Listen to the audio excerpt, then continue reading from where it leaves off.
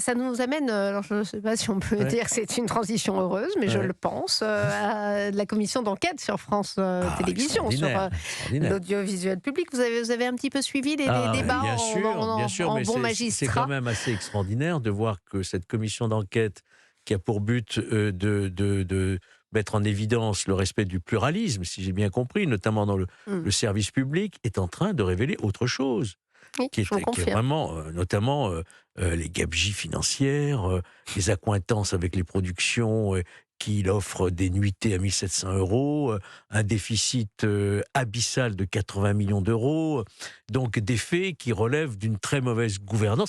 Et alors, si vraiment Oui, oui. si c'était avéré que, la France Télévisions a obtenu un report de la publication du rapport de la Cour Ah des oui. comptes pour permettre à madame Ernotte d'être renouvelée, c'est un scandale d'État. Ouais, c'est ce que révélait le JDD, effectivement, Voilà. qu'il y aurait Et eu des oui. demandes en ce sens, pour que ça tombe pas Ça n'a pas juste été pendant complètement la campagne. démenti par Ben le oui, président de la 3e elle va chambre. être entendue la semaine prochaine, Delphine Ernotte. On va Oui, voir mais ce qu'elle là, va dire. la Cour des comptes, il y a eu un silence un peu gênant. Oui, Donc, moi, vraiment, en tant que citoyen, j'ai besoin de savoir ce qui se on passe. aimerait bien savoir, en Ah Et moi, effet. je oui. m'inquiète beaucoup pour la Vincent Roy. santé je m'inquiète beaucoup pour la santé de Madame Ernotte. Ernotte, parce que elle a déclaré déjà depuis longtemps qu'elle voulait voir la réalité telle qu'elle la désirait. Et voici qu'aujourd'hui, elle va devoir affronter la réalité telle qu'elle est.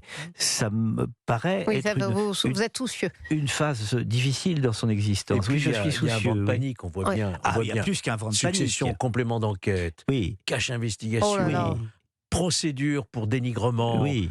extrême droite de qualifier. Et donc, Oui. ils en déposent, hein, Il y a un ils en vent de dépensent panique, quand là. même des millions dans leur reportage, là, hein, Oui. pour aller Oui. charger Bernard Arnault. Oui. CNews, Bernard Oui, Arnault. Et non, CNews, là, en on l'estime l'occurrence, à peu c'était. près, d'après les experts, à 400 000 €. Oui, Il y a quand même près de 70 personnes qui sont dans le générique, dans Oui. cette Oui. affaire. Et puis alors, vous avez vu, apparemment, on boit et on mange beaucoup à France Télévisions, Oui, surtout oui. pendant le Covid. Oui. Oui, c'est Alors, extraordinaire. Pendant alors, pendant ça, le il faut confinement. m'expliquer quand oui, même il y a les des frais de bouche, oui. réception et de Ouais. cocktails. 1,5 million pendant la crise du Covid. Et le président, tiens, on y revient à la Cour des comptes, 3e chambre de la Cour des comptes, eh bien, il s'est révélé assez incapable d'expliquer comment France Télévisions a pu dépenser un tel montant. Écoutez.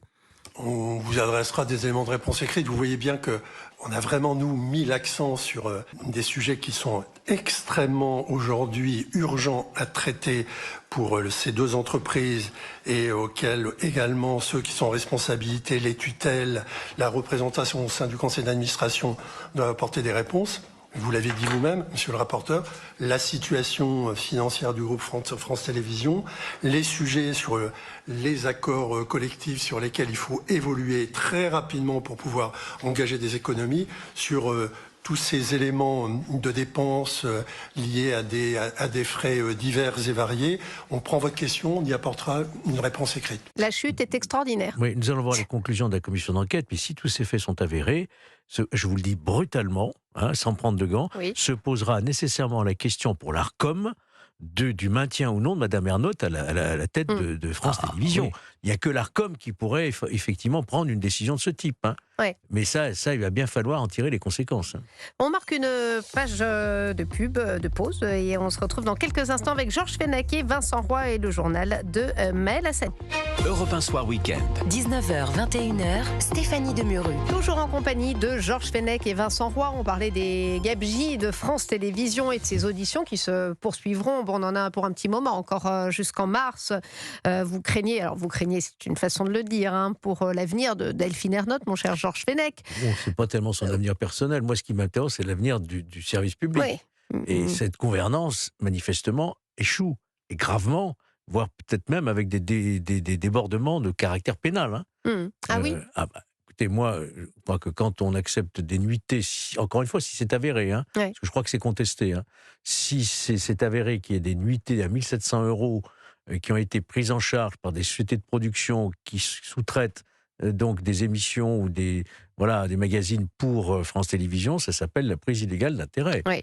Il va falloir faire la vérité, la lumière, et ils vont être obligés de dire la vérité devant la commission d'enquête. Donc il va falloir effectivement que la commission d'enquête aboutisse à des éléments précis qui puisse effectivement nous donner, je dirais, une description précise de ce qui s'est passé pendant toute cette gouvernance. C'est pas possible. C'est de l'argent public. C'est 4 milliards d'euros, vous vous rendez compte? Absolument. C'est des sommes colossales. Et on en manque. Et ils n'ont pas de chance, France Télévisions, cette semaine, puisque vous avez vu qu'un reportage du journal de 20 heures de Léa Salamé s'est fait piéger. s'est fait piéger. Alors, c'est l'arroseur arrosé. Oui, là, hein. au même moment, Emmanuel Macron argue le label. Du label pour l'information qui serait pour les rédactions deviendrait des camemberts. Donc c'est quand même très intéressant d'observer au même moment, parce que et il y a pas de là on peut parler de coïncidence. Ben, on observe que ça va pas bien pour l'audiovisuel public. Bien sûr.